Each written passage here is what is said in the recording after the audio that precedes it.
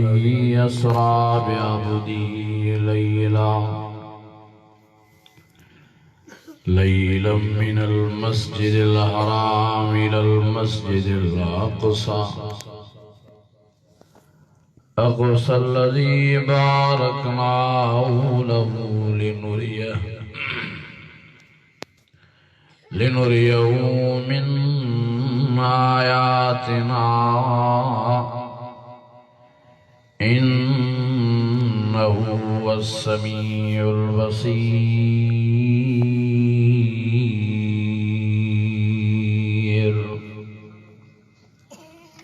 صدق الله العظيم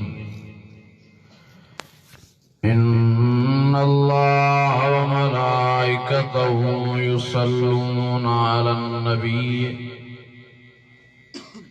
يا أيها الذين آمنوا صلوا عليه وسلموا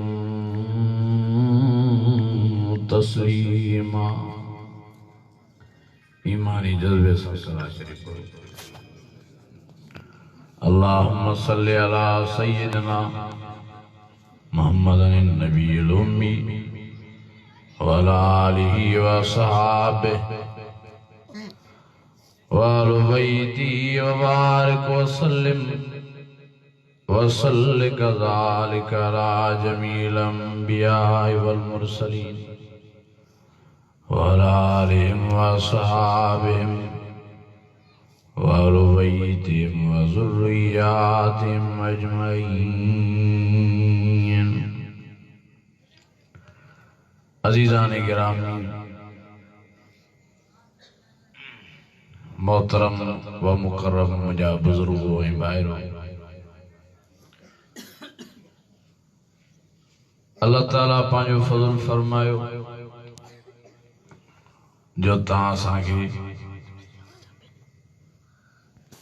चूंडण फरमाए, तहां असांखे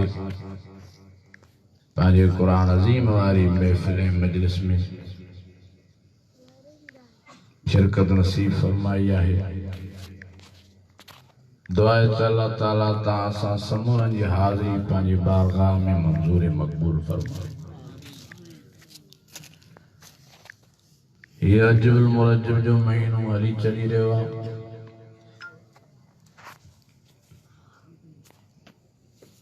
हिन महीने शरीफ जी बि पंहिंजी जाइ ते वॾी हिकिड़ी हैसियत आहे। ही महीनो बि पंहिंजी जाइ ते वॾी इज़त वारो आहे, वॾे मान ऐं मर्तबे वारो आहे। छो जो हिन महीने जी 27 वारी रात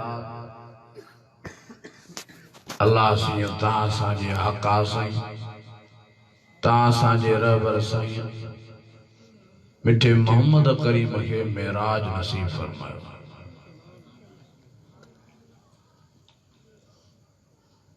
मुझा अज़ीज़ो ऐं मुझा दोस्तो ऐं मुझा भाइरो, अल्लाह साईं नबी साईं खे बेशुमार कमालात सां नवाज़ियो, पर उन्हनि कमालातुनि मां ही भी वॾो कमाल नबी साईं खे नसीब फरमायो जो अल्लाह साईं पंहिंजी ज़ियारत, पंहिंजे दीदार जी ताक़त सोने मोहम्मद करीम खे नसीब फरमाई। हज़रत मूसा अलैहिस्सलातु वस्सलाम नबी आ, पैगंबर आ, अल्लाह साईं के फरमाए तो अल्लाह साईं मां तूर सीना जबल ते अचां पियो, तहां सां कचहरी पोइ कयां। वाह जो तहां जे कलाम में मज़ो आहे, वाह जो तहां जी कचहरीअ में मज़ो आहे, तहां जी कचहरीअ में एॾो वॾो मज़ो आहे त तहां जे दीदार में त अलाए केॾो न वॾो मज़ो हूंदो। रब ओ मुंहिंजा अल्लाह साईं मेहरबानी फरमाए तहां पंहिंजो मूंखे दीदार करायो। अल्लाह से फरमायस लन तरानी, मूसा तू ॾिसी नथो सघे, हरगिज़ तू नथो करे सघे दीदार। साईं छा जे लाइ? अल्लाह से फरमायो तो तुम्हें मां इहा ताक़त ही न रखी आहे, इहो पावर ही तो में न रखियो आहे, इहो तोखे कमाल ही न बख़्शियो आहे जो मां अल्लाह जी तू ज़ियारत करे सघे। पर हज़रत मूसा अलैहिस्सलाम ॾाढा इलाज कया, रुनो पे। अल्लाह से फरमायस मूसा भला फिराने ॾींहं ते तू अच जाए, जबल ते चढ़ी पी जाए, मां थोड़ी नूर जी तजल्ली तुझे मथों छलाईंदुसि, जो आ बर्दाश्त करे वे त पोइ मां अल्लाह साईं तोखे पंहिंजी ज़ियारत बि कराईंदुमि। हज़रत मूसा अलैहिस्सलाम उन ॾींहं ते भॼंदो आयो ऐं जल्दी जल्दी जबल ते चढ़ियो पे, चौपल लाहिण बि विसरी वियो। अल्लाह से फरमायस मूसा काॾे? साईं तव्हांजी ज़ियारत लाइ, तव्हांजे दीदार लाइ पियो अचां। अल्लाह से फरमायस अचे तूं मुंहिंजी ज़ियारत ते, मुंहिंजे दीदार लाइ वरी चौपल पाचियो पियो अची। फखलाना अलैक इन्नक बिल वादिल मुक़द्दस तुआ, पोइ ते मोन जुती लाइ पोइ चढ़िया। हज़रत मूसा पोइ ते मोटियो, जुती लाथी, पोइ जबल ते चढ़ियो। अल्लाह से फरमायस हाणे काबू कजांइ मूसा पाण खे। हज़रत मूसा काबू बीठो, थोड़ी नूर जी तजल्ली अल्लाह साईं हज़रत मूसा जे मथों उछलाई। हज़रत मूसा बेहोश थी किरी पियो, सॼो जबल खाक थी वियो। पोइ जंहिंमहिल हज़रत मूसा खे होश आयो, सजदे में किरी पियो, अखियुनि मां ज़ारो क़तार पाणी वहेसि पियो, रोई करे अल्लाह साईं खे फरमाए तो मुंहिंजा अल्लाह साईं बराबर तव्हां सही पिया फरमायो, मूंखे ताक़त ई नाहे जो मां तव्हांजी ज़ियारत करे सघां। इहा ताक़त, इहो पावर, इहो कमाल अल्लाह साईं सोने मोहम्मद करीम खे नसीब फरमायो, जो घुराए अर्श मौला ते रूबरू ज़ियारत नसीब फरमाए। वॾो एज़ाज़ मेराज वारो अल्लाह साईं सोने मोहम्मद करीम खे नसीब फरमायो। कंहिं नबीअ खे अहिड़े क़िस्म जो मेराज नसीब न थियो, अहिड़े क़िस्म जी रूबरू कचहरी नसीब न थी, अहिड़े क़िस्म जी रूबरू ज़ियारत नसीब न थी। हज़रत मूसा एलाज़ कया, तॾहिं बि ज़ियारत नसीब न थी। नबी साईं न एलाज़ कया, न मिंथ कई, न मेड़ कई, न दुआऊं घुरी, न अर्ज़ ऐं मारूज़ कयूं। साईं खे त इल्म बि न हो, साईं खे त पतो बि न हो त को अल्लाह साईं मूंखे हेॾो एज़ाज़ नसीब फरमाईंदो, अर्श मौला ते घुराईंदो, ही मेराज वारो सफ़र अल्लाह मूंखे नसीब फरमाईंदो, इहो साईं खे इल्म ई न हो। साईं तो सुता पिया मेहानीअ जे घर में आराम पज़ीरा। अल्लाह से फरमायो जिब्राइल मीकाइल खे बि पाण सां गॾु वठी वञ ऐं बुराक बि इस्तमो काए वञो, सोने मोहम्मद करीम खे सुॼा करे वठी अचो। हज़रत जिब्राइल अमीन ऐं हज़रत मीकाइल बिस्तमो बुराक आहे, ज़मीन ते पहुता। बुराक ॿार बिहारियो, उम्मे हानीअ जे घर में दाख़िल थिया। नज़र जो करन त नबी साईं हिकिड़ी कोठीअ में आराम पज़ीर आहिनि, पर अंदरों दरवाज़े खे कुंडी लॻाए छॾी अथऊं। हज़रत जिब्राइल अमीन अर्ज़ कयो त अल्लाह साईं सुणो मोहम्मद करीम त आराम पज़ीर आहे, सोने साईं मिठे मोहम्मद करीम खे कीअं सुॼा कयो वञे? दरवाज़ो खड़काइजे या आवाज लगाए जे। अल्लाह से फरमायो ना आवाज लगायो न दरवाजो खड़कायो, ईअं न थे जो मिठो मोहम्मद करीम शिरक भरे मां अल्लाह से हूं। इहा तकलीफ़ भी सोने मोहम्मद करीम जी बर्दाश्त न थी। साईं तो आखिर क्यों थार जे सोने साईं मिठे मोहम्मद करीम जी अल्लाह से फरमायो तो शत चीरियो। हज़रत जिब्राइल अमीन शत चीरी अंदर दाखिल थियो। वरी अर्ज़ की तो अल्लाह से हाने ज़ोरा ॾेई सोने मोहम्मद करीम खे उथार जे या खंग खुड़को कजे या आवाज थोड़ो लगाए जे। अल्लाह से फरमायो न जिब्राइल अमीन जेके 600 नूर जा पर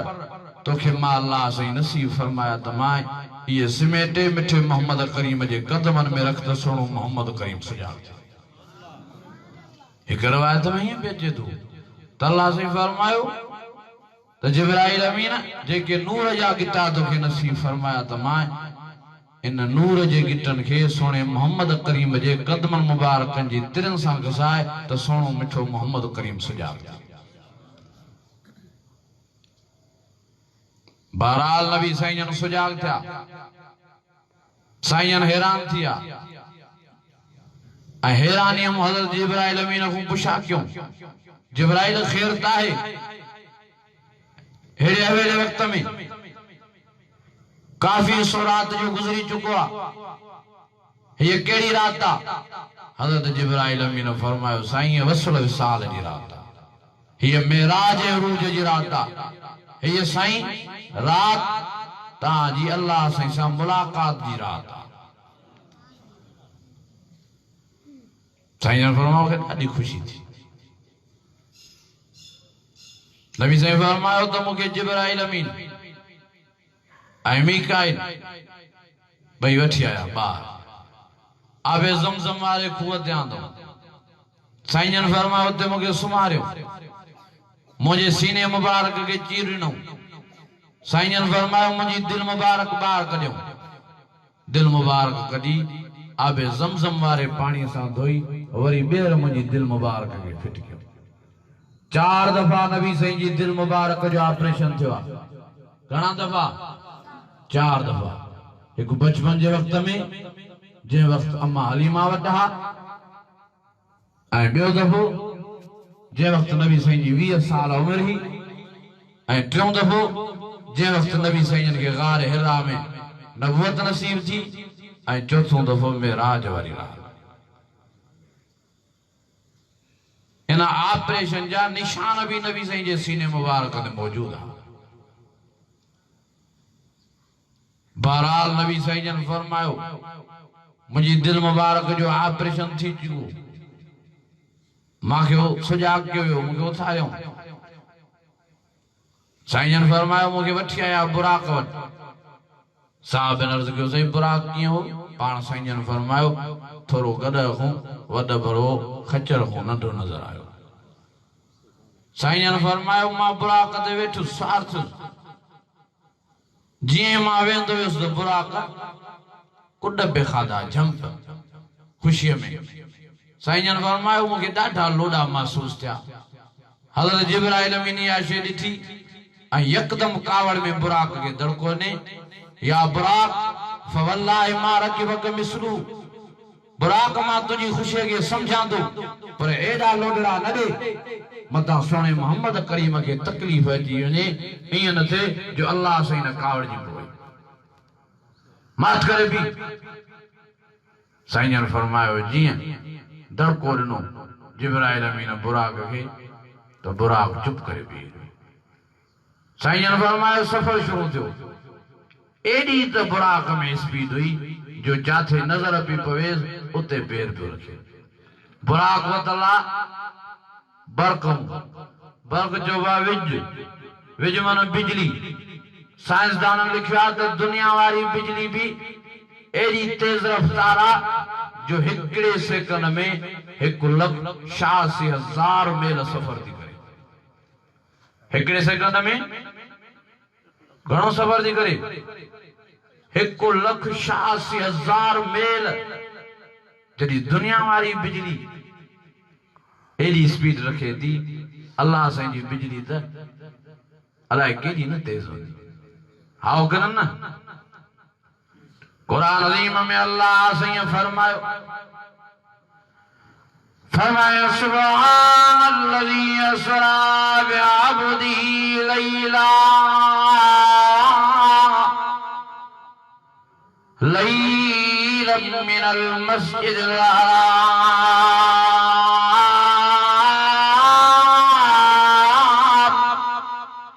इलल मस्जिदिल अक़सल्लज़ी बारकना हौलहु लिनुरियहु मिन आयातिना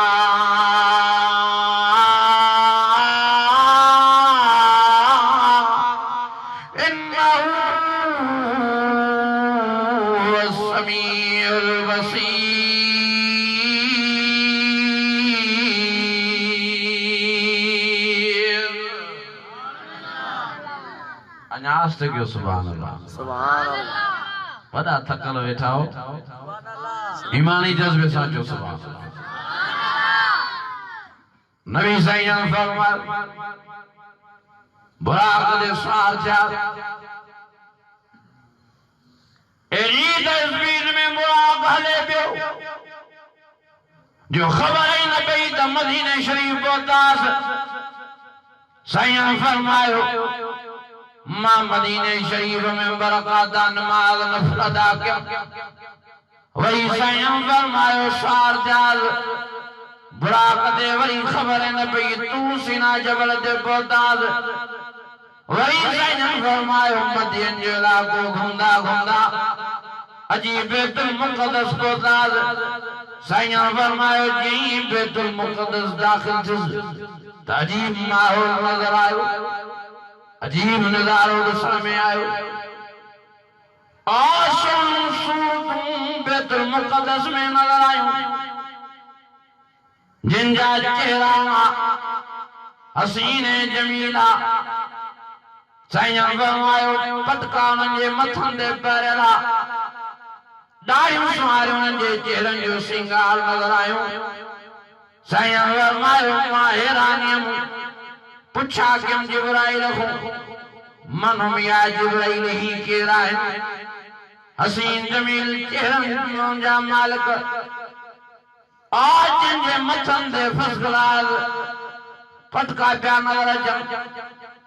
जिनके खाजन में सोनियों दाढ़ियों सुवारियों नजर पियो अचन मन में ही केरे हज़रत जिब्राइल अमीन फरमायो साईं सब नबी हैं सब पैगंबर हैं सब रसूल हैं हज़रत आदम खुमती हज़रत ईसा नबी ताईं जेके भी पैगंबर रसूल नबी पैदा थिया सब दे बैतुल मुक़द्दस में जमा सब ताजी ज़ियारत जे लाइ ताजे इस्तक़बाल जे लाइ इकट्ठा थिया साईं फरमायो मावे जो मुझे जिब्राइल अमीन हज़रत आदम सां मुलाकात कराई साईं फरमायो मां दादे सां मुलाकात की वाह जो दादे साईं फरमायो मुझे प्यार न दे चुमे बोसाद ने वरियूं दुआऊं ने साईं फरमायो वरी दादे सां मुलाकात करे वरी हज़रत नूह सां मुलाकात की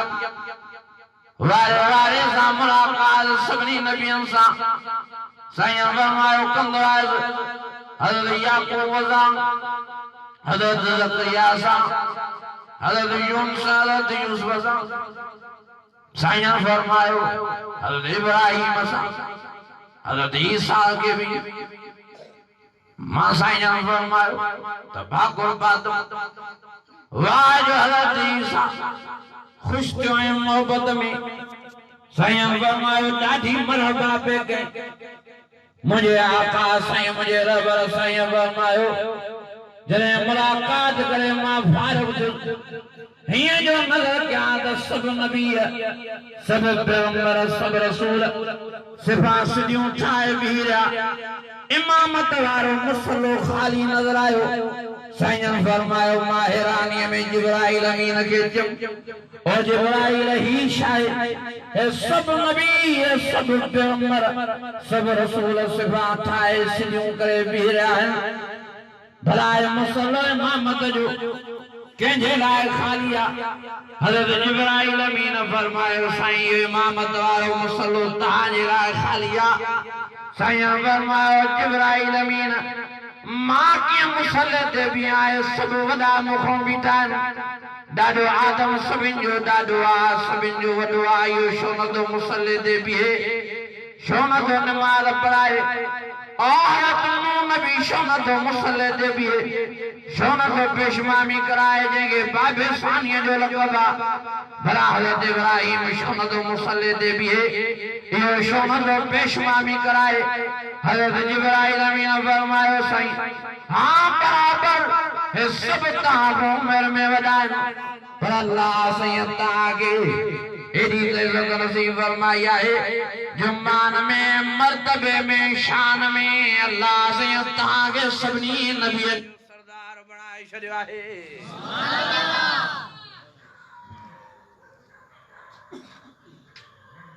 कदम या मोहम्मद कदम सुना साईं ता अगते अली मुसल्ले ते बियो सुभान अल्लाह नमाज पढ़ायो जो ता जो दे के ताकत ही ना जो मुसल्ले ते भी नमाज पढ़ायो सुभान अल्लाह के हक नबी साईं फरमायो मां मुसल्ले ते भी इमामत कराई वाह जो अल्लाह साईं इजाज़त नसीब फरमायो वाह जो अल्लाह साईं इज्जत नसीब फरमाई जो अल्लाह से मुझे इमामुल अंबिया बनाए छड़ियो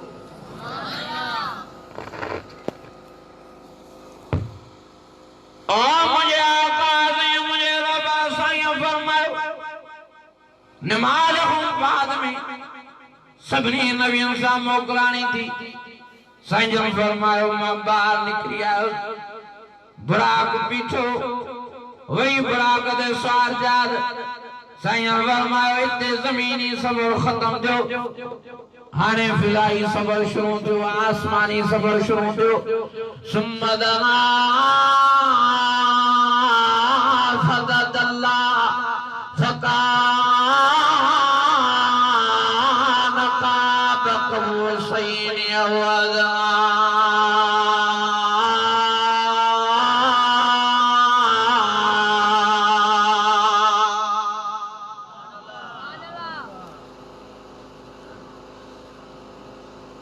मुझे सोने साईं फरमा पहले आसमान दे पोता बेशुमार मलाइका इस्तगफार में बैठा समय मलाइका कई खुश आमदीद कई साईं फरमाए वे प्रोटोकॉल में गदिया वही पे आसमान दे भी मलाइका वही पे आसमान दे भी मलाइका इस्तगफार में वही चौथे आसमान दे बिये मलाइका इस्तगफार में साईं फरमायो सतन आसमान दे मलाइका इस्तगफार में मरहबा जे लाए खुश आमदीद जे लाए बैठा रहा नबी साईं फरमायो जने सतों आसमान पार कयो तो सब मलाइका बीजिया हजरत जिब्राइल अमीन भी पोते पैर करे बीरो साईं फरमायो मां जिब्राइल अमीन के जो जिब्राइल या बेवफाई तो के जुगाई नथी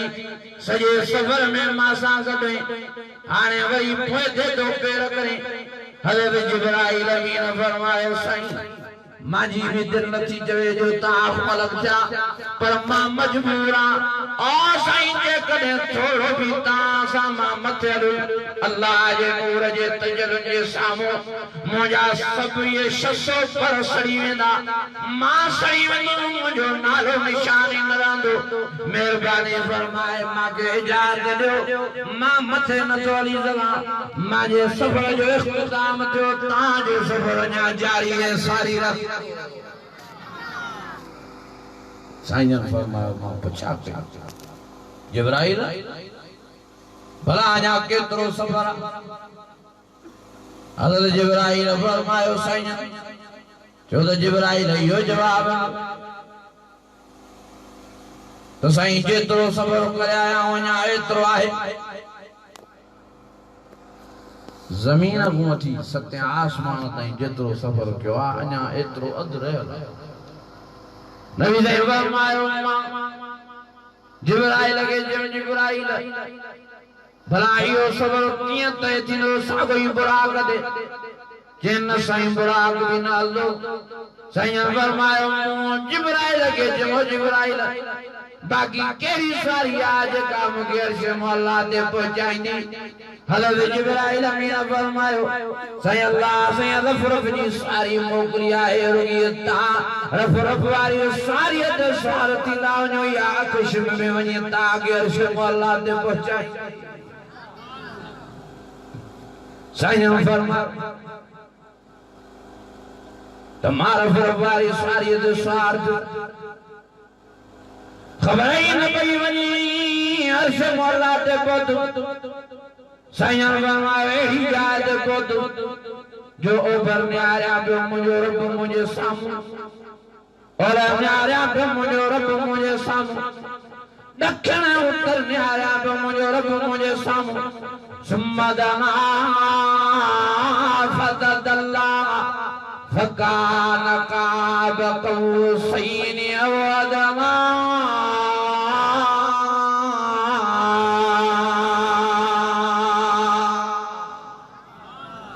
साईं फरमायो मां विच ते विचो धारी कुर्ब वारो भाकुर प्यार वारो भाकुर अल्लाह साईं जो साहब ने अर्ज कियो साईं भला अल्लाह जी ज़ियारत कयो कीअं रब ॾिठो पाण साईं फरमायो लई सक मिसरी शयूं अल्लाह जे मिसाल का शइ न आहे हू बेमिसाल वही साहब अर्ज कियो साईं भला अल्लाह जी ज़ियारत जे वक्त ता कई पे उन वक्त ताजी कैफियत केड़ी नबी साईं सोचो पे तो छा जवाब दे अल्लाह फरमायो सोना मोहम्मद करीम तू जवाब दे मां तो उनके पांच कुरान अज़ीम में जवाब जान मा ज़ागल बसर व मा तवा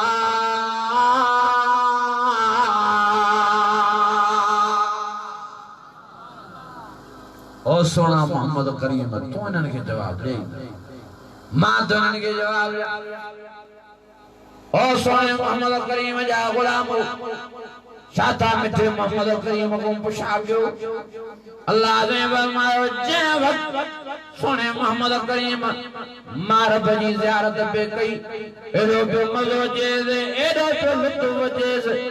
जो अल्लाह ने फरमायो जेसी ताई अल्लाह जी ज़ियारत में हो एसी ताई अखिन के बीच बनने एडो अल्लाह जे दीदार में गुम नबी से फरमायो वाह जो अल्लाह जी दीदार में मज़ो वाह जो अल्लाह जी ज़ियारत में मज़ो वाह जो अल्लाह जी कचहरी में मज़ो साईं फरमायो वडो मक्के वारो निज़ायो वडियूं तकलीफ़ां ॾिनियूं वॾा अंजरी ज़ावरना हूं नबी से फरमायो दर्दन में सूरन में तकलीफ़न में मुझी दिल मुबारक गमगीन लगी पई अल्लाह से वाह जो एहसान कयो एड़े वक्त में घुराए सत आसमान पार कराए अर्श मौला ते प्यारे रूबरू पंहिंजी ज़ियारत जो एज़ाज़ नसीब साईं जन फरमायो जी अल्लाह जी ज़ियारत कयम सब दर्द सब तकलीफां सब परेशानियूं रफ़े दफ़े थी अम्मा आयशा फरमायो साईं छाती अल्लाह से ताजी कजल आ मुझे आका से मुझे रब साईं सोए मोहम्मद करीम जवाब में माशा के फरमायो आशा अल्लाह से वाह जो मुसाक जारी कई अम्मा आयशा फरमायो साईं छापो जे अल्लाह से नबी से फरमाया अल्लाह ने फरमायो लौला कलमा खलक़तुल अफलाक ओ सोना मोहम्मद करीम जे करे मां तोखे पैदा न किया तो दुनिया ही न ठाया और सोना मोहम्मद करीम जे करे तुझे पैदा करण जो इरादो न कया त मां अल्लाह से सिजी पैदा न कया चंद्री पैदा न कया वल्लज़ी जाल शम्स दिया वल कमर नूरा वक़द्दरहू मनाज़िल लितअलमू अदद अस्सिनीन वल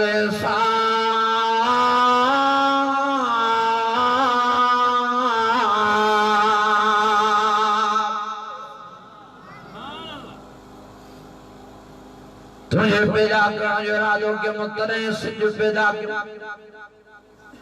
तुझे पैदा करण जो इरादो के मुतने चंद के वजूद नसीब के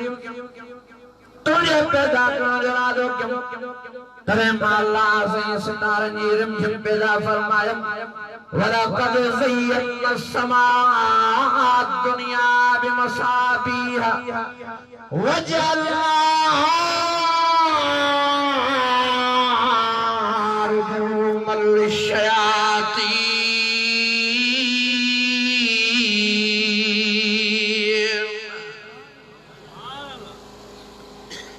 सोना मोहम्मद करीम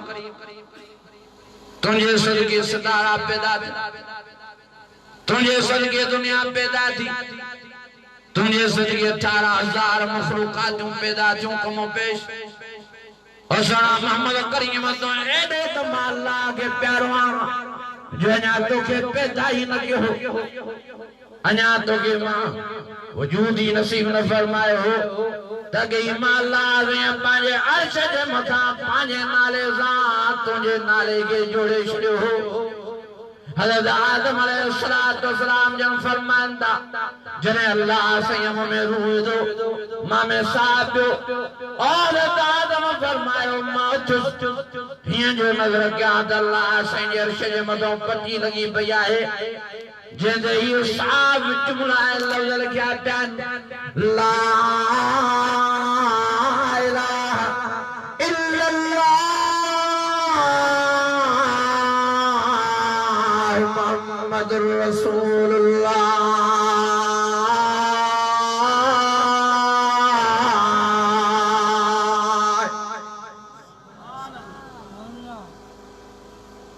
अञा साईं पैदा ही न थिया अञा दुनिया ही पैदा न थी अञा इंसान ही ॿिया पैदा न थिया हज़रत आदम हाणे पैदा थियो हज़रत आदम फरमाए थो मां जीअं जो थियुमि त मूंखे इहे अर्श जे मथां पटी नज़र आई जंहिंजे मथां ही लफ़्ज़ ऐं जुमला लिखिया पिया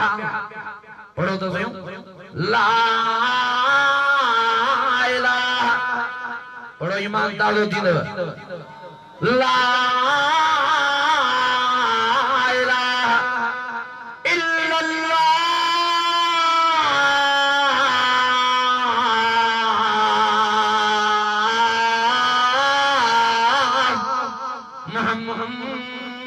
मुहम्मदुर रसूलुल्लाह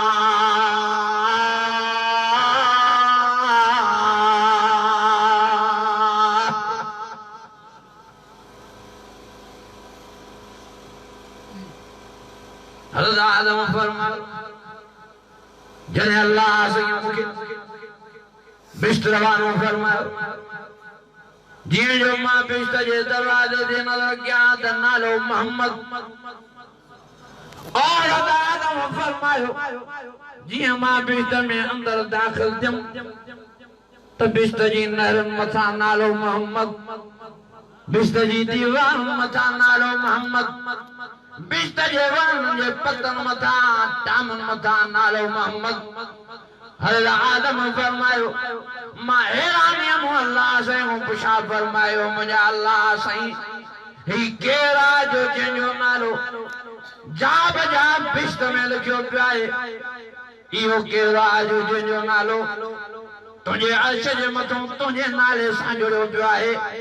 अल्लाह से फरमायो आदम जंहिंजे सदके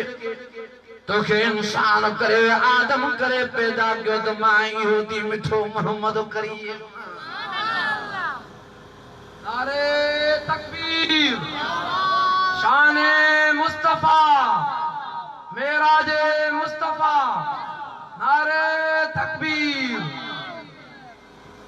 अल्लाह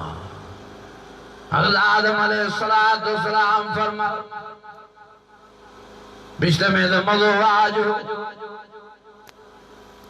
पर को गालाण वारो न हो मज़ो ही न पहुंचे के मां दुआ कयो मुझे अल्लाह सही को कचारी वारो तो नसीब फरमाए को गालाण वारो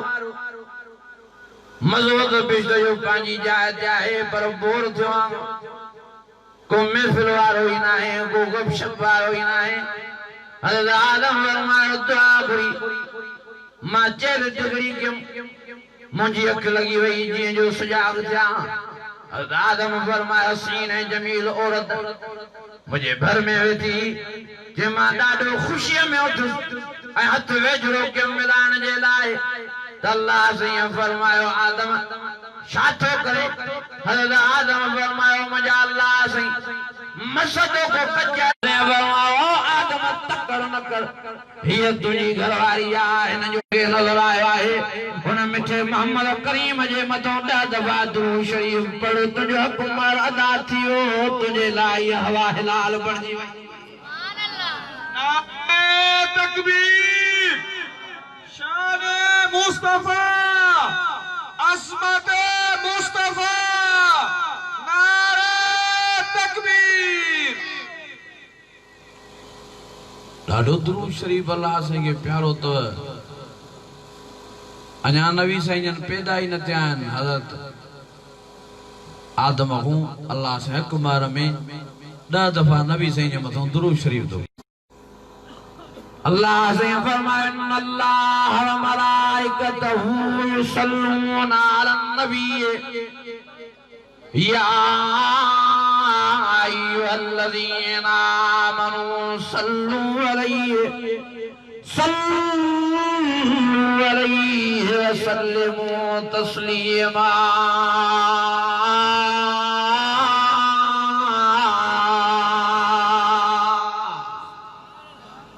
पर्दा क्यों दुरूद शरीफ वला फायदा दुरूद शरीफ वरी फजीलत दुरूद शरीफ जी मां मोटी दस मेराज वारे वाके नबी से फरमायो जे एक दफो दुरूद शरीफ पढ़ो जे एक दफो सदा शरीफ पढ़ी अल्लाह से उन जे मथों 10 रहमतों नाज़िल फरमाइंदो। साईं फरमायो 10 न क्यों अल्लाह उन जे खाते में लिखराइंदो 10 गुनाह उन जे अमाल नामे में डराइंदो 10 बिश्त में अल्लाह उन जा दर्जा बुलंद करण फरमाइंदो। कसानी गलायो न था कसरा कन कस पवित्र शरीफ पढ़ण लाइ वक्त ही ना है सरा शरीफ पढ़ण जे लाइ वक्त ही ना लबाड़ लाइ टेम टीवन विचारन जे लाइ टेम आहे गानन ऐं साज़न जे लाइ टेम आहे फेसबुक टच मोबाइल जे लाइ टेम आहे पर अफ़सोस चवणो तो बेतू शरीफ जे लाइ सरा शरीफ जे लाइ मुसलमान के वक्त ही ना है। ओ ईमान वारा ओ मुसलमान को ज़मानो हो जो असांजा वॾड़ा ॾींहं राति दुरूद शरीफ पढ़दा सला शरीफ पढ़दा केतिरा ई दफ़ा अल्लाह से उन्हनि खे नबी साईं जी निंड में ज़ियारत नसीब फरमाईंदो।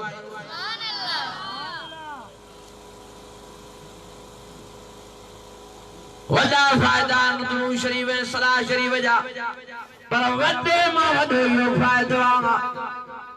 जो घणे दुरूद शरीफ पढ़ण जे करे घणी सला शरीफ पढ़ण जे करे सुता त तव्हां सां पंहिंजे घरनि में पिया हूंदा पर कारा देरी ॾींहुं जो अल्लाह साईं तव्हां खे निंड में सुहिणे साईं मोहम्मद करीम जी ज़ियारत नसीब फरमाए उमिरि जा ओला ऐं थकई तव्हां जा लाइ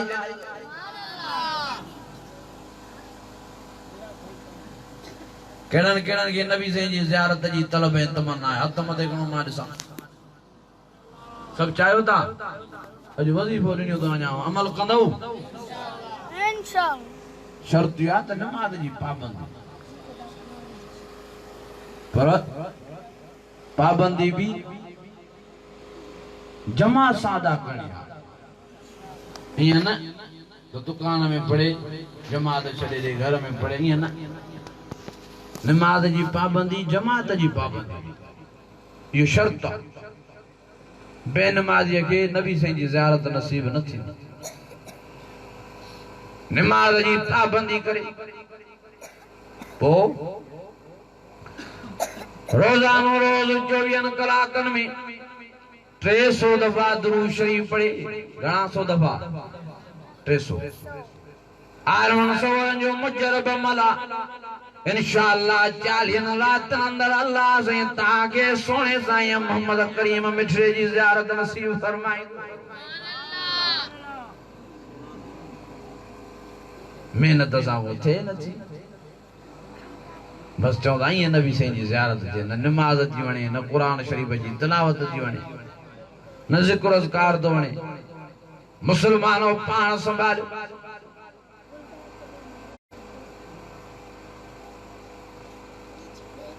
मेहरबानी करे पाण खे टीवी वारी नव सदगों बचायो, वीसीआर जे ॾिसण खां पाण खे बचायो, ज़िना जहिड़े मर्द खां पाण खे बचायो,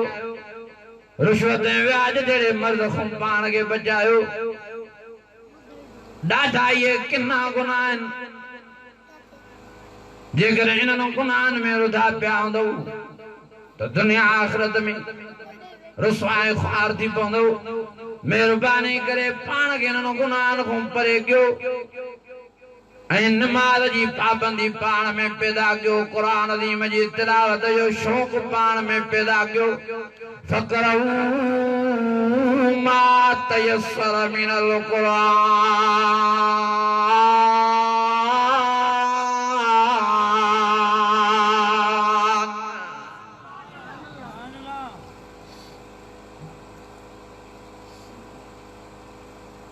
बहरहाल गाल पे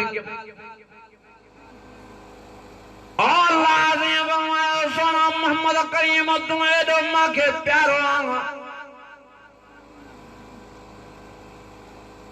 जो मां लाज़िम तुझो नालो पांजे नाले सां अगे ही जोड़े छड़ियो। पर सोना मोहम्मद करीम तुझे सदके दाढ़ी सुवारी जेका तुझी खाली मुबारक में आ, जेका तुझी सुन्नत आ, ओ सोना मोहम्मद करीम या भी माला आसेंगे तुझे करे एडी त प्यारी आ जेकर को मोमिन मुसलमान के बेफा मोमिन मुसलमान जी दाढ़ी में कख ॾिसे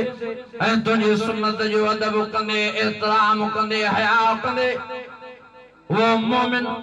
उनजी दाढ़ी मूं कख थो कढे, मां अल्लाह साईं इन जे बदले में भी उन मोमिन खे बिश्त ॾेई छॾियो मांसि। अदा दाढ़ी सुवारीअ जे कख कढण जे सदके अल्लाह साईं बिश्त थो नसीब फरमाए। पोइ दाढ़ी सुवारी रखण जे करे अल्लाह बिश्त न ॾींदो? मां मौदबाना सभिनी खे गुज़ारिश थो कयां, जेके भी इन दाढ़ी सुवारी वारी सुन्नतों को रहा पिया आहिनि, मेहरबानी करे पाण संभालियो, दाढ़ियूं सुवारियूं पंहिंजनि चेहरनि में सिंगारियो। या तव्हां असांजी सुञाणप आहे दाढ़ी सुवारी?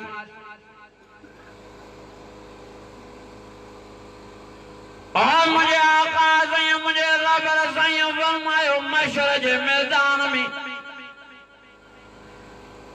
मां बिन निशाननि सां पंहिंजी उम्मत खे सुञाणींदुसि। साईं फरमायो उहे ॿई निशानियूं ख़ासि अल्लाह साईं मूंखे मुंहिंजी उम्मत लाइ नसीब फरमायूं आहिनि। पहिरीं निशानी साईं ने हीअं फरमाई बयान, साईं फरमायो जेको भी उम्मती नमाज़ जी पाबंदी थो करे ऐं कामिल वुज़ू थो करे, साईं फरमायो नमाज जे करे, वुज़ू जे करे मुंह बाथ पेर ये 5 युज़वान जा महशर जे मैदान में ईअं चमकदा जीअं चोॾींहं जो चंड चमकंदो आहे। साईं फरमायो हिकु निशानी इहा जो मुंहिंजी उम्मत जा ये पंज युद्धवा चोदीअ जे चंड खां वधीक चमकंदा ऐं साईं फरमायो ॿी निशानी अल्लाह साईं मुंहिंजी उम्मत जा ये ख़ास मूंखे ॾियण फरमाई आहे नबी साईं फरमायो मुंहिंजी उम्मत जे मर्दनि जूं मुशाक़त लाहंदियूं दाढ़ी सुवारी मुठ ॾियनि मां जिन में भी ये निशानियूं ॾिसंदुसि जिन जा भी पंज युद्धवा बरदार मुशाक़त लाहंदनि दाढ़ी सुवारी मुठ ॾियनि साईं फरमायो मां सदकंदो मान मां भाकुर पाईंदो मान मां आबे हुजे कुसर वारो जाम नसीब फरमाईंदो मान साईं फरमायो मां पाण सां गॾु वठी हली अल्लाह जी ज़ियारत कराए वरी पाण सां गॾु वरी मां सोणे साईं फरमायो बिश्त में वठी हलंदो मान असां दाढ़ी सुवारी खे मामूली सम्झी वेठा ये निशानी आहे असां तव्हांजी सुञाणप न विञायो पंहिंजी सुञाणप महशर जे मैदान में अल्लाह ने ऐलान फरमाईंदो त जिन में भी ये निशानियूं ॾिसो मलाइको जिन जा भी चोदीअ जे चंड खां वधीक पंज युद्धवा ॿरनि ऐं दाढ़ी सुवारी मुठ ते हुजनि मुशाक़त ला हुजनि त हिननि खे पंहिंजे परम ते उॾारे सोणे मोहम्मद करीम जी कचहरीअ में पुॼायो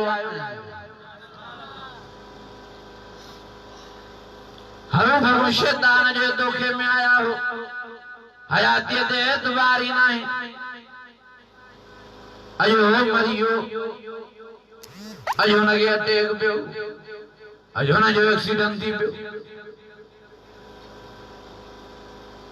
सॼी दुनिया खे फनाइयत असां ते बि मौत अचणो आहे फरमाया कुल्लु मन अलैहा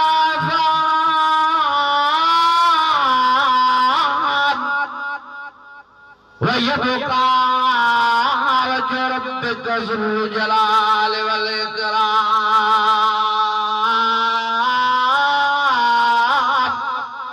फबिअई आलाइ रब्बिकुमा तुकल्लिबान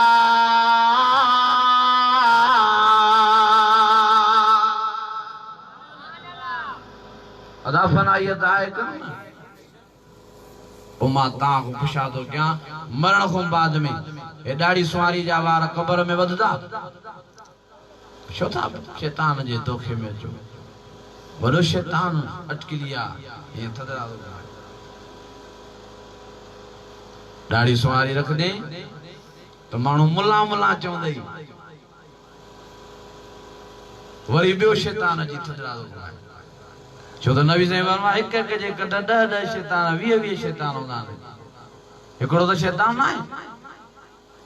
वरी ॿियो हथड़ो त दाढ़ी सुवारी रखंदे त वॾो नज़र ईंदे माण्हू चाचो चाचो चवंदे इहा ॻाल्हि ॾुखी थी लॻे सभिनी खे माण्हू चवंदा त असां वॾी उमिरि वारा नज़र न अचूं कुराड़ा सुराड़ा बि मख चख कयूं 18 सालनि जो पाण खे चूज़ड़ो बणायूं बीठा आहिनि त को चाचो न चवे वरी टियों शैतान हथड़ो घुमाए दाढ़ी सुवारी रख दे त जुआ पवंदई वरी चौथों हेॾो फिरी ईंदो दाढ़ी सुवारी रख दे त खाद थींदई वरी पंजो वरी अॻियों फिरी ईंदसि त दाढ़ी सुवारी रख दे त मतां माईअ खे न वणे हिकिड़ो चइबो जे मां दाढ़ी सुवारी रखी त सयूं पर मुंहिंजी घरवारी मूंखे वेझो ई अचणु लॻी अदा हिन जी ॻाल्हि में सदाकत तव्हांखे महसूस थिए थी माईअ वीचारी जो छा वञे दाढ़ी सुवारीअ सां दिलि पंहिंजी खोटी वरी हाणे माईअ ते घुमी जॻह न सघंदो वरी लख लाना त गोॾनि ते ये अटकणो सटकणो न कयो नबी साईं फरमाया हिकिड़ी निशानी बि खुटल हूंदी न ॿिनि मूं साईं फरमाया हुनजी सुञाणप न थींदी हिकिड़े माण्हू दाढ़ी सुवारी रखी पर निमाज़ जो पाबंद न थी सघियो इहो बि रण में रुली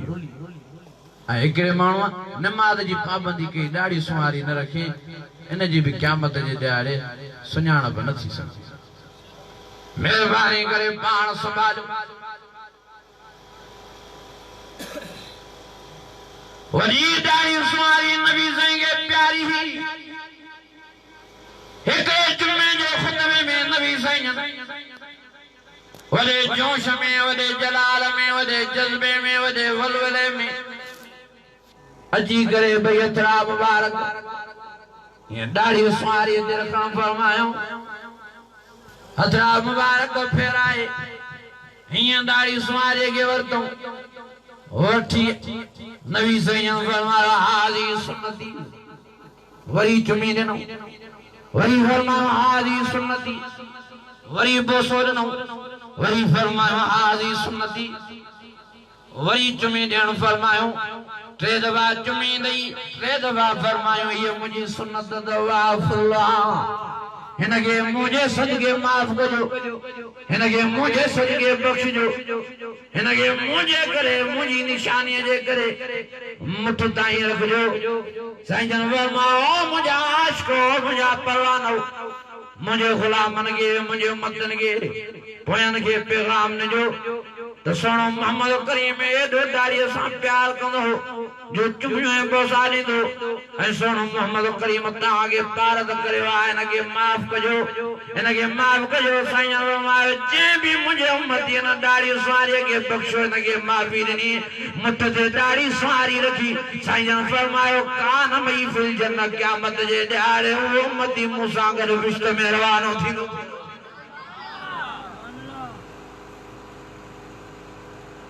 मेहरबानी करे दाढ़ी सवारी मुठ कयो पूरी एकड़ा वरी अटकल सटकल कयो का चाप रखियो था दाढ़ी सवारी के वरी सावक एकड़ो चेपो चे सही दिसो तो सही हेतरी दाढ़ी चे सही मुझी खाली ते ता के सावक नजर अचे थी नी मां तो सही क़यामत जे ॾियारे गिरफ्तार न होंदो नी माजो पेरी मलाइक कब्र में मोचणानी धूनी सजाए रख सावक बावक ते कम न हलदो हिया वठो दाढ़ी सवारी के रिनारियो ओ ये करे ये मुठ पो जेका बचे कटियो भी तां जी मर्जी जे छॾे ॾियो भी तां जी मर्जी हिकिड़ो इंच भी मुठ को खुटल होंदी इहा सुन्नत में शुमार इन जी सुञाण पई न थिए हिकिड़ो इंच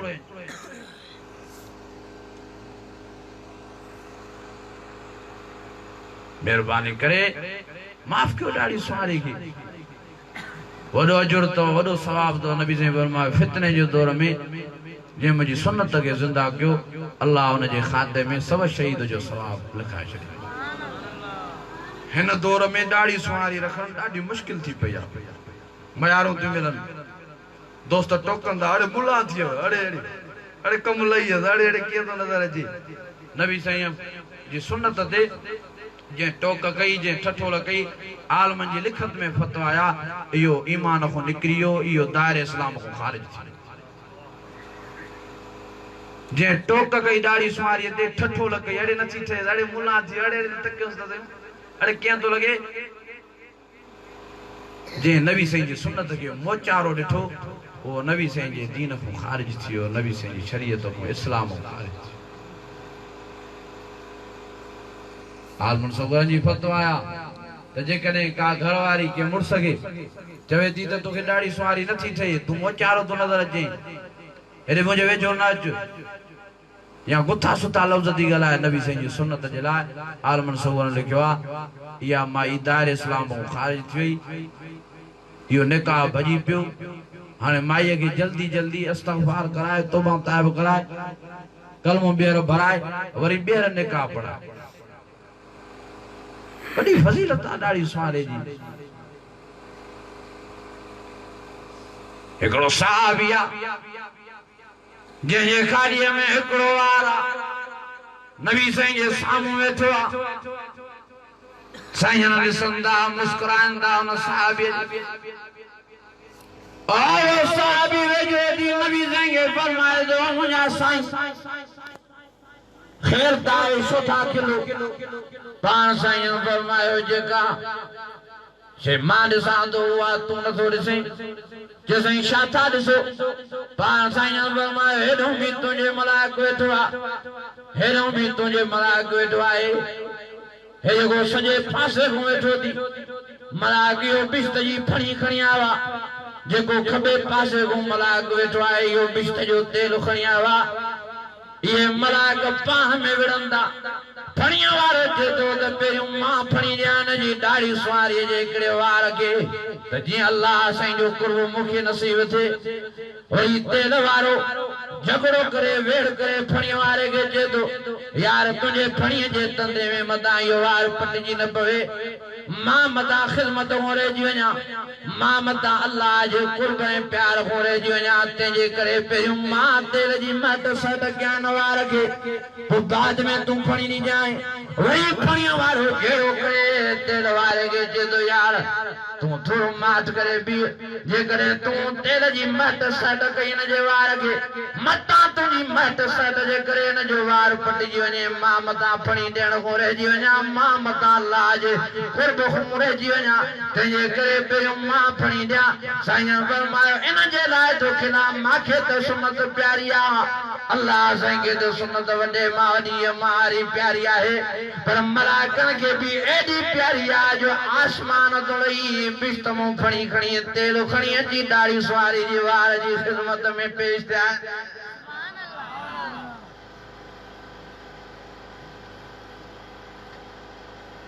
तव्हां असांखे नबी साईं जी सुन्नत जो क़दुरु न आहे जिन खे क़दुरु आहे उन खां पुछा त कयो असां वटि कंहिं ज़माने में मस्जिद कुबा जो पेशमाम आयो शिकारपुर में असां नंढा बाबा साईं जन फरमाईंदा आहिनि जॾहिं साईं मस्जिद कुबा जेका मदीने शरीफ़ में आहे जॾहिं साईं मदरसे में दाख़िल थियो शिकारपुर वारे में बाबा साईं जी दावत ते आया बाबा साईं फरमायो त साईं ॾाढ़ी सुवारी खे फणी न पोली पोइ हिकिड़ो बरोच मौलवी हो तबियत जो थोरो तिखो साईं सां झुकिजी वियो चई साईं ये नबी साईं जी सुन्नत आहे तव्हां फणी नथा ॾियो वार गुंडी गुंडी थी विया आहिनि नबी साईं जी सुन्नत खे सींगारियो न फणी ॾियो त साईं जन फरमाया पुट हिन में को राज़ आहे मां नथो ॾियां मुंहिंजी का मजबूरी थी चए न साईं मूंखे उहो राज़ ॿुधणो आहे कहिड़ो राज़ आहे जो तव्हां फणी नथा ॾियो ॾाढो चई साईं खे परेशान कयो हुन मौली साहिब पोइ साईं जन जे अखियुनि में पाणी वही वियो मस्जिद कुबा पेशमाम खां फरमायूं हुन मौली साहिब खे अदा असुल ॻाल्हि इहा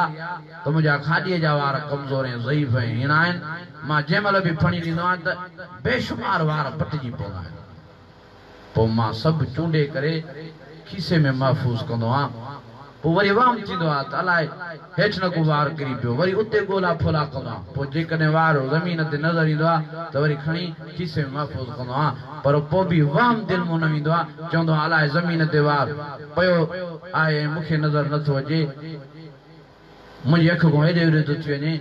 मुंहिंजे दिलि में इहो ख़्यालु पैदा थींदो आहे ईअं न थिए जो नबी साईं जी सुन्नत जो वार ज़मीन ते पियो हुजे को अची नबी साईं जी सुन्नत जे वार ते लत ॾे जुती रखे त क़यामत जे ॾियारे मां सुहिणे मोहम्मद करीम खे कहिड़ो मुंहुं खणी ॾेखारींदुसि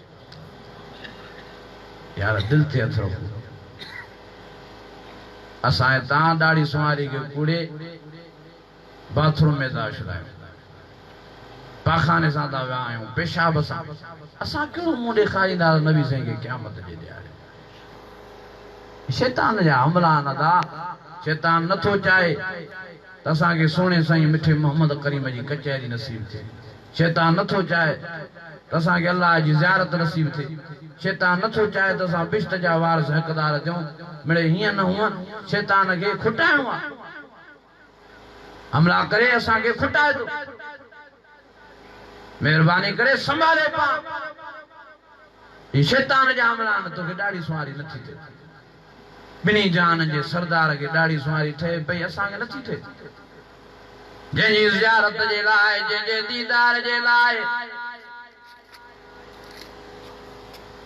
इंसान ते हैरान परेशान हूंदा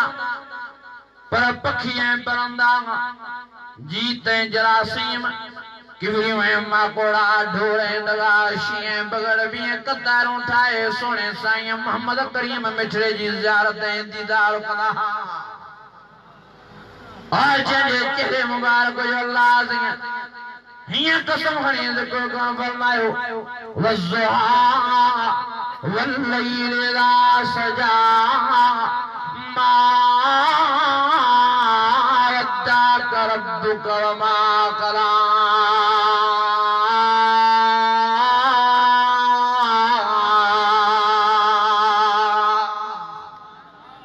अजु केड़ा केड़ा इरादो था कयो चो इंशाअल्लाह दाढ़ियों सारियों पांजे चेहरन में सिंगारे नारे तकबीर शाने मुस्तफा असमते मुस्तफा सीरते मुस्तफा नारे तकबीर मौजबाना ताके गुजारिश करना हयातियत एतबार न तो आसर में राजा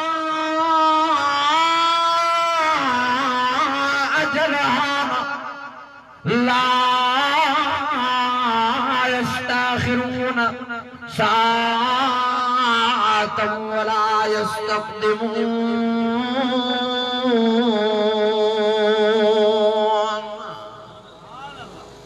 खबर ही न पवंदो मौत जा माण्हू मथों पहुची वेंदो छा थियो जे डेग पइजी हे त ख़ुशि थियूं भलो हिनखे छा थियो जे एक्सीडेंट थी पियो हिनखे छा थियो हे त वीचारो सेहतमंद हो जे हिन वीचारे खे दिलि जो अटैक पइजी वियो हिनखे छा थियो जे मथे जी रग फाटी पियो भला हिन वीचारे खे छा थियो जे पेट में सूर पियो राजा अजला ला यस्ताखिरून साअतन वला यस्तक़दिमून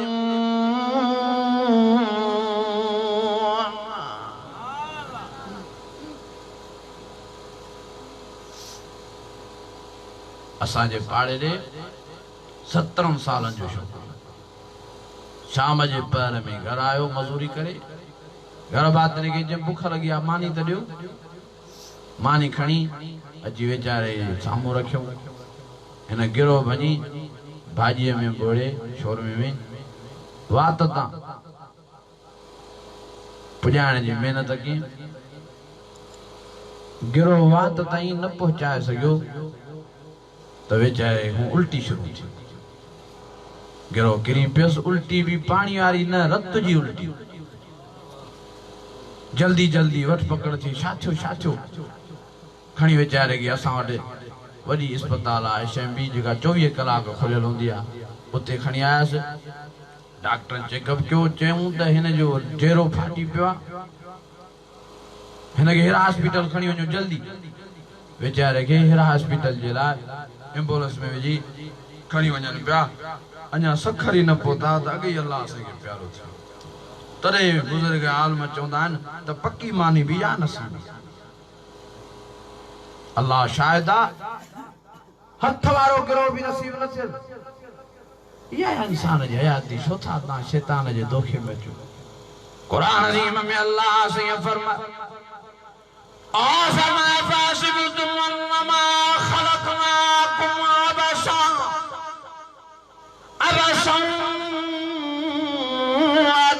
अन्नकुम इलैना ला तुरजऊन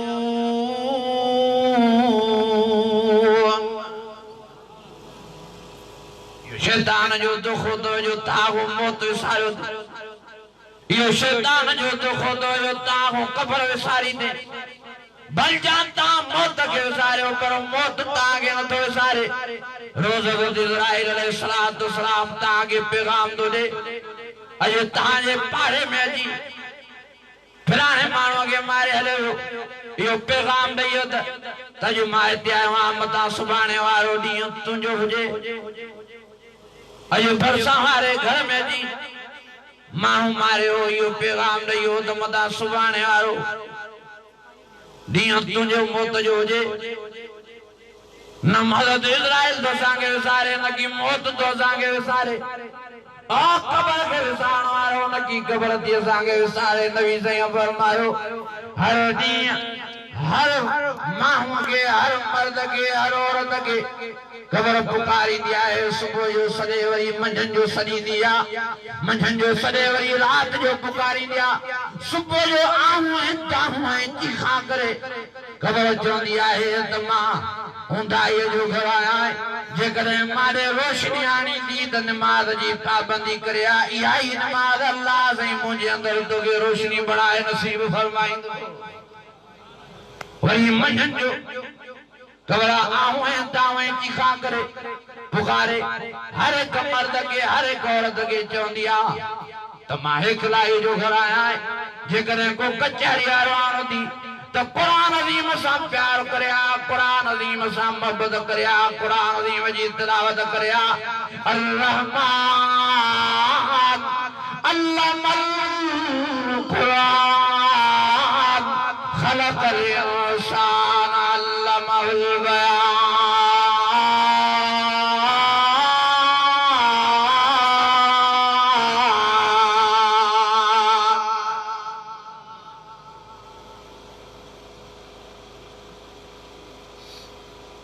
कुरान मजीद मुझे अंदर अल्लाह तो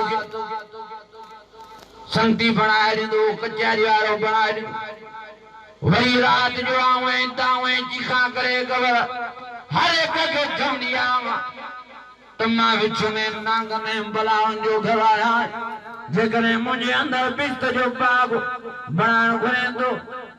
या बनाण घुरे थी तो सोने मोहम्मद करीम जी ताबेदारी पैदा करे जो अल्लाह जी फर्मा बरदारी पान में पैदा करे जो पान के गुनाह को बचाए जो पान में नेकियों पैदा करे जो तो मां ताजे लाए कबर बिस्त जो बाग बंदी वया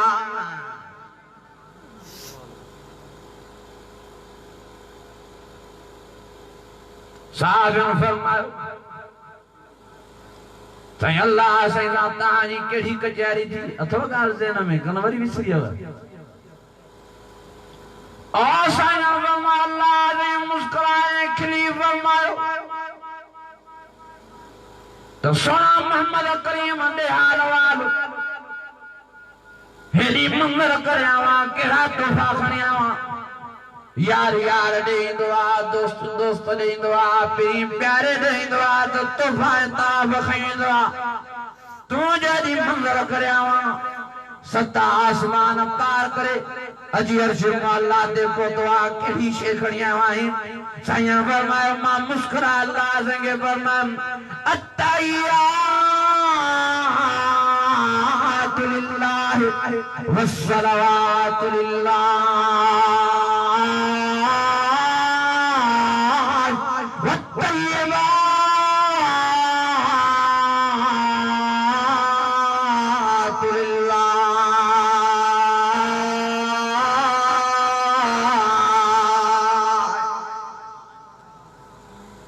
अल्लाह सही मां एड़ा तोहफा खणिया वा एड़ियूं शयूं खणिया वा जेके तो वट आहिनि अल्लाह फरमायो सोना मोहम्मद करीम रब त जाने पियो पर कचहरी के रब बरकरार पियो ओ सोना मोहम्मद करीम मारदार शे जा खजाना ने केड़ी शे मां वडना है नबी साईं खिली है मुस्कुराए फरमायो अल्लाह से अत्तहियातु लिल्लाह वस्सलावातु वत्तय्यिबात अल्लाह से मां दुआ वाली इबादत खणिया वा तोड़े तू दुआ न करण खुबाक मां सजदे वाली इबादत मां रुकू वाली इबादत मां क़याम वाली इबादत मां नमाज वाली इबादत तोड़े खणिया वा तू सजदे खुबाक रुकू खुबाक तू क़याम खुबाक तू नमाज खुबाक मुझे अल्लाह सही मां एहो तो नमाज वारो सजदे रुकू वारो क़याम वारो तोड़े खणिया वा मेहरबानी फरमाए कबूल फरमाए अत्तहियातु लिल्लाह वस्सलावातु वत्तय्यिबात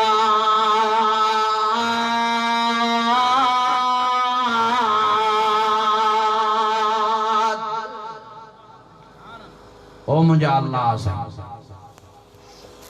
मां नजर न्याज वारी बात मनम माली बात तोरे खुया मेहरबानी फरमाई तो वो भी कबूल कर।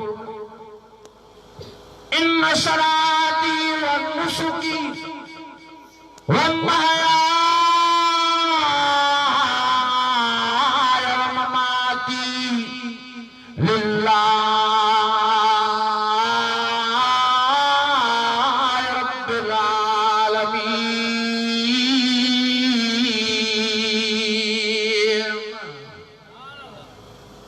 अल्लाह से फरमायो और सोना मोहम्मद करीम वाजो तोहफा खड़िया मां डाडो अल्लाह से तो खुश अस्सलाम अलैका अय्युहन नबी व रहमतुल्लाहि व बरकातहू। और सोना मोहम्मद करीम सदाई तू सलामत रहने सदाई माला जो बरकतू माला जो रहमत तुझे मथो नाज़िल थीनियो रहंदियूं। नबी से फरमायो मार दो क्यों मुझे अल्लाह से रगी मांजे मथो रहमत में बरकतू रगी मां सलामत भला मुझा आशिक मुझा पतंग मुझा परवाना मुझा उम्मती कादे वजन। अल्लाह से फरमाया अस्सलाम अलैना व अला इबादिल्लाहि सालिहीन।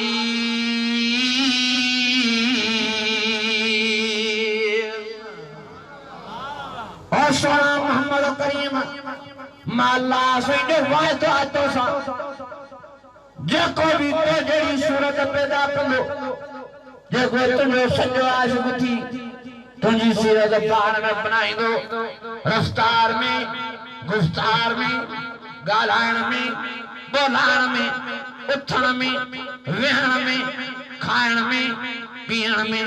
और सुना मोहम्मद करीम तिजारत में व्यापार में देती में लेती में दुखिया में सुखिया में जेको भी तुझो ताबेदार थींदो मां अल्लाह जो वायदो उन जे मथो रहमत भी नाज़िल कंदो मास बरकत भी नाज़िल कंदो मास सदाई उनके मां अल्लाह सलामत भी रखदो मास। मुझा अजीजो मुझा दोस्तों मुझा भाइरो शर्त यो अल्लाह से फरमाया तो सुना मोहम्मद करीम जेके तो जेड़ी सूरत पाण में पैदा कंदा जेके तुझी सीरत अपनाइंदा जेके हर मोड़ माज ते तुझा ताबेदार रहंदा मां अल्लाह जो वायदो आ तो उन्हनि खे सदाई सलामत भी रखदो मान ऐं रहमत ऐं बरकत भी नाज़िल कंदो। मुझा अजीजो मुझा दोस्तों मुझा भाइरो नबी से जी ताबेदारी में दुनिया आखिरत जा फायदा है। दुनिया भी उन मानू जी आबादी दी जेको सच्चो नबी से जो आशिक ऐं आखिरत में बिश्त जो वारिस भी वही जवान थी। आखिरत में रेशम जा पट जा वगा उन्हीं के नसीब थींदा सोन जा कंगड़ नूर जो ताज सोन जो ताज मथे दे उनके नसीब थींदो जेको नबी से जो सच्चो आशिक ऐं परवानो थियो। युहल्लून फीहा मिन असाविर मिन ज़हबिन व लुलुआ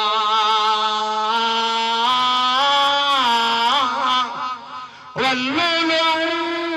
व लिबासुन फीहा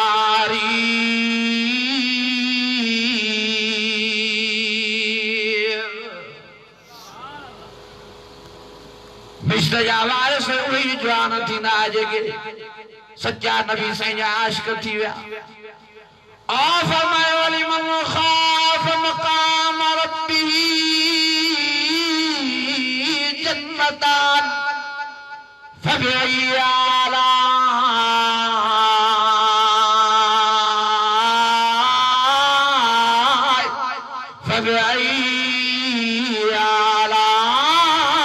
रब्बिकुमा तुकज़्ज़िबान।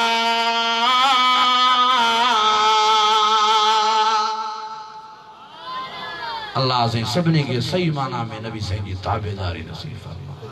नबी से जी गुलामी नसीब फरमा सूरत मोहम्मदी नसीब फरमा सीरत मोहम्मदी नसीब फरमा सही माना में नबी से जी ताबेदारी असां समूरन के नसीब फरमा। व आखिर दावाना अनिल हम्दुलिल्लाह।